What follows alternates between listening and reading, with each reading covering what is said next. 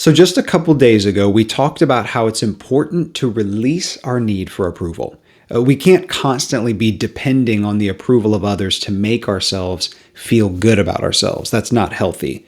However, what we're discussing today is that we do need healthy long-term relationships. It's absolutely vital. No, I'm not just talking about romance and being like Tom Cruise in the movie where he says, "You complete me." That's dependency, and that's what we said is not a good idea last week. However, a good network of relationships is an absolute cornerstone of you having emotional security in your life. If you want to get that negative voice out of your head, it's going to take a team to do it. Find out why and how to build that team today on the show.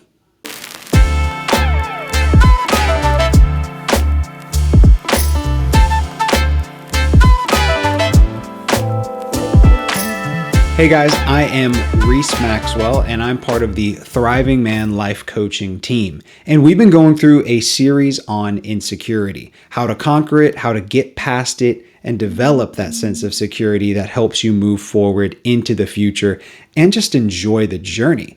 It's been a great series, and we have a whole playlist here on our YouTube channel that I would recommend you go back and watch if you haven't yet. Each concept builds on each other. So if you want to really tackle this concept in your own life, you're going to want to check out all of those videos.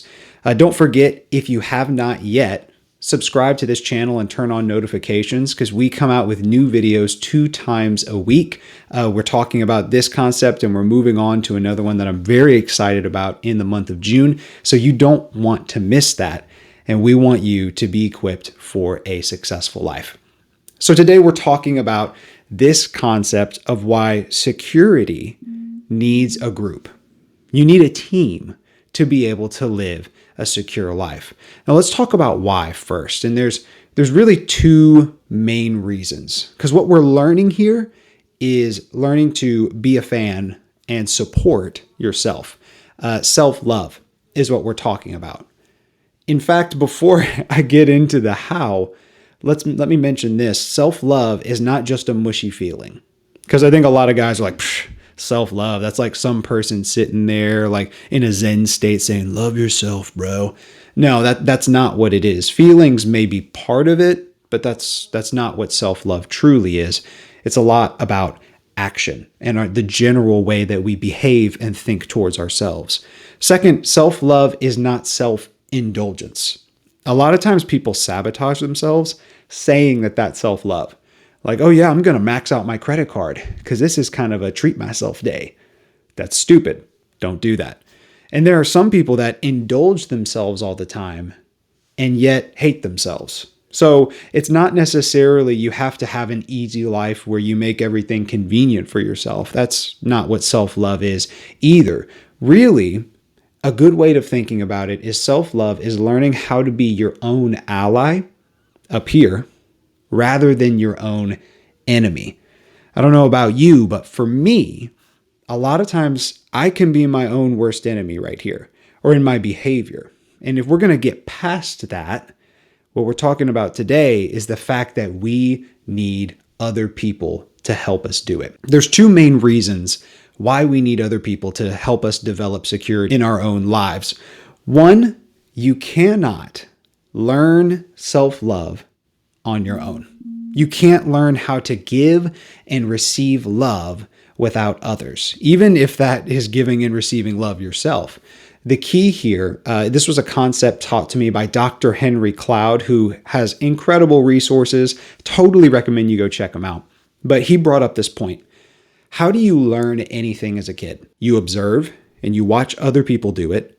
You experience as they help you do it, and then you practice it and walk it out. Think of learning how to walk. You saw your parents walking around on 2 feet.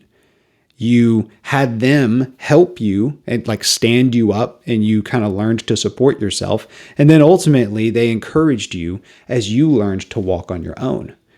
Same thing with speaking. You heard them speaking English all the time.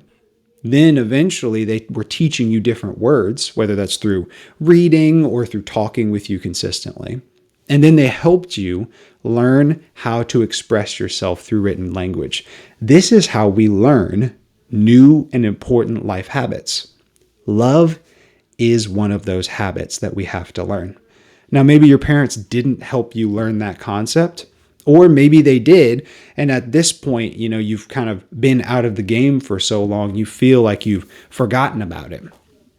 But the truth is that if you're going to get back in the habit of being secure, the habit of love, because love results in security, you're going to have other people involved to model it for you. You need to be able to see it and experience it. When other people love you in the midst of your flaws, you can learn to love yourself in the midst of your flaws. Okay, so one, we need people because they help model love for us, and that helps us develop security.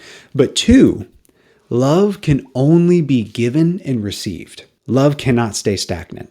It's not something that you can hoard.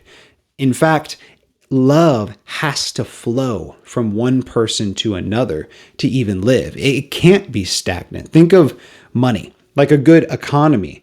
A healthy economy is when money is being transferred from person to person. Businesses are making money from people buying products. They pay their employees buy other people's products that make those businesses run. It's all about, a healthy economy is all about flow. Love is kind of the same way. Think of the Great Depression back, about a century ago now. What started the Great Depression? There was a lot of factors that went into it, but what really caused the crash is everyone ran to the banks and they took all their money out to keep for themselves. The economy crashed because people started to hoard their own money. There was no more flow going on. And so the economy went down. It's kind of the same way in our lives. A lot of people are living really badly up here. They're very insecure. They're struggling a lot. They don't know how to relate because they've taken love and they're trying to hoard it for themselves. It doesn't work like that. Love has to be given. Isolation kills love because love is a transaction that goes between two people who care for each other. Love is a decision, not just a feeling. Love yourself isn't about being alone or being selfish. A lot of lonely and depressed people are very selfish, but they don't love themselves. They're trying to, but it's not successful. Love is one of those things that leaves a net positive. Everybody benefits from it. If I bought myself a pair of shoes, that would be cool. But if my wife bought me a pair of shoes, that would mean way more. If she bought herself a pair of shoes, great. But if I bought that for her, that would mean way more. That's kind of how love works. If we end up buying ourselves the same pair of shoes, cool.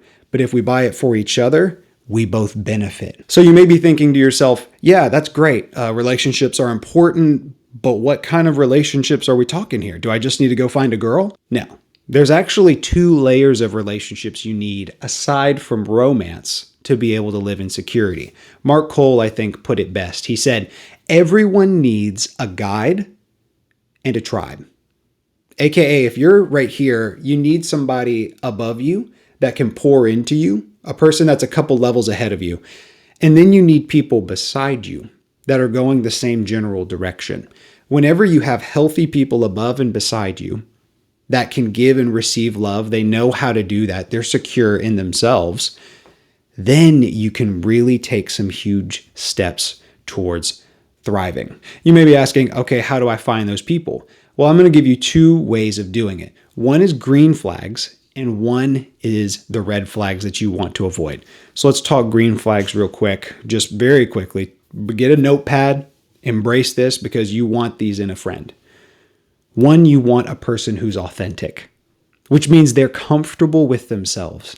They're not constantly striving to try and pretend they're something they're not. They're not gauging who they are around the people that they're hanging around. They're comfortable with themselves. If you find someone like that, they're going to be a good mentor if they're older than you, or they're a good person to run beside if they're about the same age as you. 2, and this has to do with this, but they're willing to celebrate others. It's not all about themselves. They're okay with if you do something good in your life, they're going to celebrate you. And they're not going to try and one-up you all the time. So that's a green flag if they're willing to celebrate other people. 3, they have a general slant towards positivity and gratitude. If they're generally positive people, now that doesn't mean they're ignorant. I'm not saying that. They're not lying to themselves. They just generally tend to think about what they're grateful for. They generally tend to think positively. That's a huge step towards living well up here, which is important for security. They're also resilient.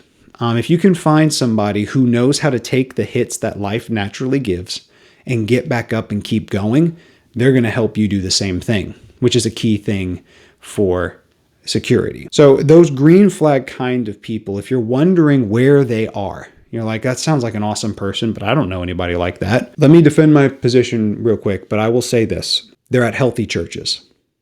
Go to some healthy churches and see if you can connect with people. Now, I use the word healthy because if you go to an unhealthy church where everyone's angry and toxic, that's not going to help you at all. But healthy churches really focus on having good quality small group ministries, which is all about connecting with each other, and men's ministries where like there's mentorship going on. It looks different in every church, but a healthy church is going to focus on those kind of things, mentorship and connection with your peers. So go to one of those churches, find people that are quality and moving forward in their journey, and join them. Now, we're going to talk about red flags. If someone is in your life and they fill out all of these things, run, get out, run away, please, for your own sake. All right, so let's hit these real quick. 1, dependency. If they're constantly depending on you to make them feel good about themselves, if they're always trying to make it about them and saying, I need you to be there when I need you, get out. That's scary. Danger, Will Robinson, to quote the show. 2, if they're super negative. If they're always looking at the negative side, always blaming everybody else with a victim mentality, you don't want to be around that person because they're going to train that in you by their example. And then 3, if they always have a habit of quitting things when they get hard. Usually if they quit tasks when they get hard, they're going to quit relationships when they get hard, whether that's friendships or mentorships.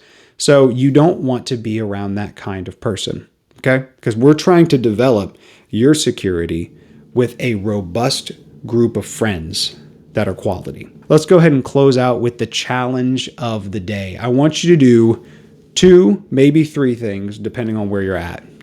Number 1, take that list of green flags I just gave you and think of some people that you know that are on that list. If you don't know anybody that has those qualities, go to a healthy church and try and see who's displaying those kind of qualities. 2, once you have that list, contact those people within the week. Don't say, I'll contact them one day. Don't say, I'll contact them when the fall starts. Contact them today. And then 3, if you have negative relationships right now, if you don't have to worry about this. But if you do, those people are filling out all the red flags. You need to take some steps to isolate yourself from them so that you can lean into the healthy relationships. I mean, like maybe not texting them quite as often, maybe not going to the bar with them on Friday nights, whatever that looks like. You need to begin to move away from that and get into a quality relationship with a guide and a tribe. If you do this, I promise you, you will be so far ahead. This whole series of insecurity is a lot about the steps that you're taking, but you need people in your corner to be able to take those steps long term. So find that guide, find that tribe, follow these steps, and you are going to be way further ahead in terms of security, especially with the direction you're going, than you've ever been before. Do that, and I'll see you in the next episode.